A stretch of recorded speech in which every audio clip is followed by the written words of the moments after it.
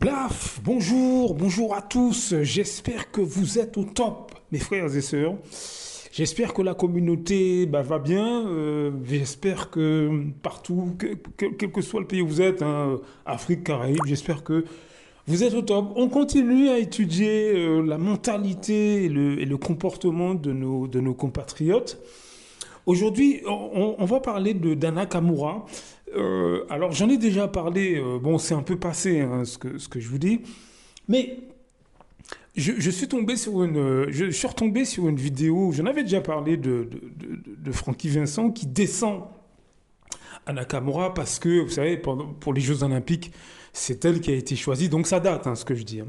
Mais d'un point de vue symbolique, c'est intéressant à étudier cet épisode parce que ça vous montre à quel point les Noirs français se détestent entre eux, hein. Mais je vous assure que c'est peu dire, je vous assure. Et les problèmes économiques que ça génère sont, mais c'est, vous n'imaginez pas les problèmes économiques que ça nous cause. Parce que lorsqu'un peuple se déteste comme ça je dirais, quand les membres d'un peuple se haïssent et se détestent, ça a des répercussions qui vont au-delà du fait de ne pas s'aimer, si vous voulez. Mais avant de continuer, je vous laisse, écouter les propos de Francky Vincent.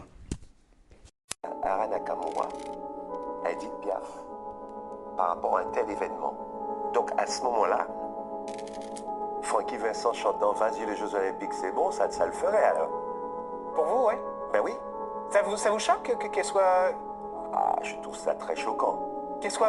que Aya Nakamura chante pour les Jeux Olympiques, ça vous choque? Mais les Jeux Olympiques, c'est quand même tous les 4 ans, c'est ça. Bah oui, jamais dans le même pays. Quand on fait les Jeux Olympiques aux États-Unis ou dans n'importe quel pays, on essaie d'afficher quand même quelqu'un qui a une notoriété certes, mais qui a aussi un talent fou. Et, imaginez-vous on fait ça au Québec, au Canada, Ouais. et que c'est Céline Dion qui va chanter, non? Oui, bien sûr. Tu vois ce que je veux dire? Ouais. Aux États-Unis, c'est Beyoncé. Ouais. Et en France, c'est Ara Nakamura. Aya Nakamura. Aya Nakamura. C'est une grosse blague. Voilà, vous avez entendu les propos de Francky Vincent. Enfin, je veux dire, vous imaginez, il est donc. Vous pouvez aller voir mais je crois que de toute façon, il suffit de taper Francky Vincent sur Anna Kamura, vous allez tomber dessus, hein. Je n'ai même pas besoin de vous dire le titre de la vidéo. Alors que ben voilà les sons qu'il fait, lui. Allez, ça glisse. Au pays des merveilles, Bravo, Francky. je sens tes groseilles. Allez, ça glisse. Au pays des merveilles, Bravo, Francky. c'est du savon de Marseille. C'est ça. Voilà, donc Alice, ça glisse. Donc là, c'est mieux peut-être. C'est quand même assez extraordinaire. Et c'est quand même. Ce qui est hallucinant, c'est que lui, c'était l'année dernière, je crois. Il a été, vous savez, le truc, un prix littéraire, etc., etc., etc. Je veux dire, on l'a critiqué pour ça. Donc lui aussi a été victime, finalement, d'une critique pratiquement nationale, hein. Les gens étaient outrés parce qu'on a donné un prix littéraire en France, je ne sais plus lequel, là, à Francky Vincent, et il s'est fait attaquer sur les plateaux télé par rapport à ça. Est-ce que vous voyez un peu comment les Noirs français ne s'aiment pas? Parce que concrètement, à Nakamura, bon, moi, comme je l'ai dit, j'ai fait un audio, j'en ai déjà parlé. Moi, je suis pas un grand fan d'Anakamura, hein, mais ben, je la respecte par rapport à ce qu'elle fait. Moi, je l'encourage, au contraire. Si ça marche pour elle et si elle fait son argent, ben écoutez, moi, je suis content pour elle, hein. Vraiment, même si c'est pas spécialement mon truc, mais moi, je voterai, si je dois voter pour elle, ben, je voterai 10 000 fois pour elle, il n'y a pas de problème. Et je le dirais même publiquement. Moi, si je suis sur un plateau télé, je l'applaudis. Je dis super, c'est génial. Vous voyez ce que je veux dire? Alors que dans le fond, c'est pas spécialement mon truc. Mais par solidarité, non, lui, il crache sur elle. Donc c'est pour vous montrer un petit peu comment les Noirs français entre eux ne se tolèrent pas, ils ne s'aiment pas, ils ne se respectent pas. Alors c'est une catégorie, hein, c'est pas tous, hein, c'est pas tous. Et ça, cette attitude-là de mépris et de dédain, vous retrouvez beaucoup au sein des masses noires françaises ce type d'attitude. Encore une fois, c'est une catégorie de personnes. Ils sont sur toute l'échelle sociale, ces gens-là. Ils sont sur toute l'échelle sociale, ils sont parmi vos amis, parmi vos familles, etc. Parce que quand je dis que ça affecte notre poids économique, déjà au niveau des masses noires, quand vous voyez quelqu'un qui vous ressemble et qui descend publiquement, quelqu'un de la communauté, enfin de ce qui devrait être sa communauté, et en plus il la descend alors que bon, ben, c'est une artiste comme lui-même. Bref, elle est là pour faire son truc, sa musique, son argent, etc. Mais les gens de la communauté, les Africains, les Afro-Antillais, etc., qui voient ça, mais est-ce que ça vous donne envie, vous, mais finalement de travailler avec les vôtres? Mais non! Mais non, ça accentue ce malaise qu'on sent. Est-ce que vous voyez ce que je veux dire? Ça accentue.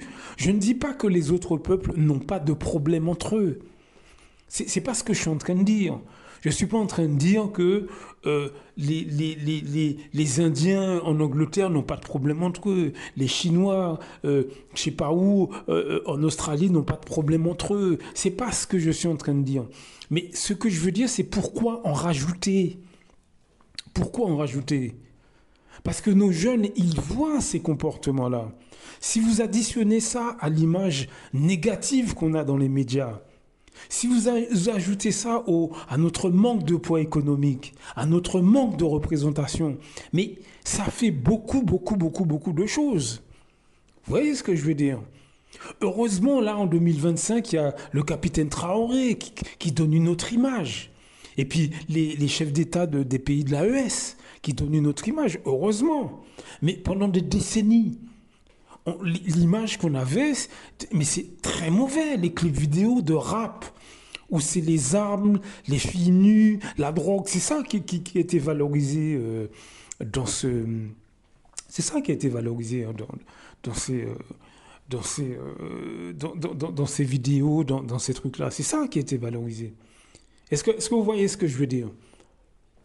Donc, je veux dire, c'est quelque chose d'extrêmement grave, ce qu'il a fait, et qui restera encore, qui va marquer encore pendant des années. Qui va marquer pendant des années, bien sûr. C'est catastrophique, ce qu'il a fait là, Francky Vincent. Vous voyez? Mais ça vous montre cette catégorie d'afrodescendants que nous avons partout dans le monde, hein. C'est pas que en France, hein, qui ne se supportent pas. Et il faut bien que vous compreniez que les Noirs français... Pour cette catégorie de Noirs français ne supportent pas leurs semblables. Ils ne supportent pas que leurs semblables puissent arriver à quelque chose. Simplement, au quotidien, au sein des masses populaires, ce qu'ils font, c'est qu'ils font semblant d'être proches de leurs frères, de leurs sœurs, de leurs amis, en fait, des gens qu'ils connaissent. C'est toute une stratégie de dissimulation. C'est-à-dire qu'ils font semblant d'être proches culturellement, d'être proche culturellement des gens qu'ils connaissent.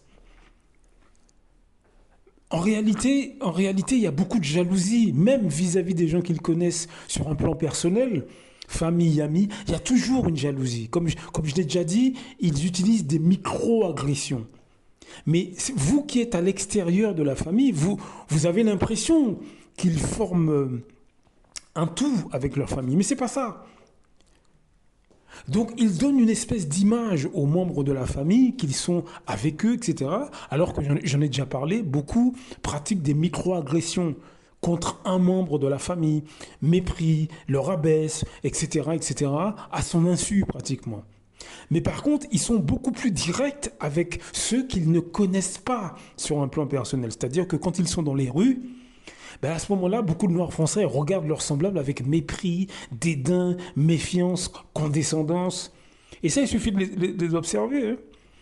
Lorsqu'ils sont au travail, ils font les pires méchancetés à leurs collègues de race noire parce qu'ils sont sûrs de ne pas les fréquenter.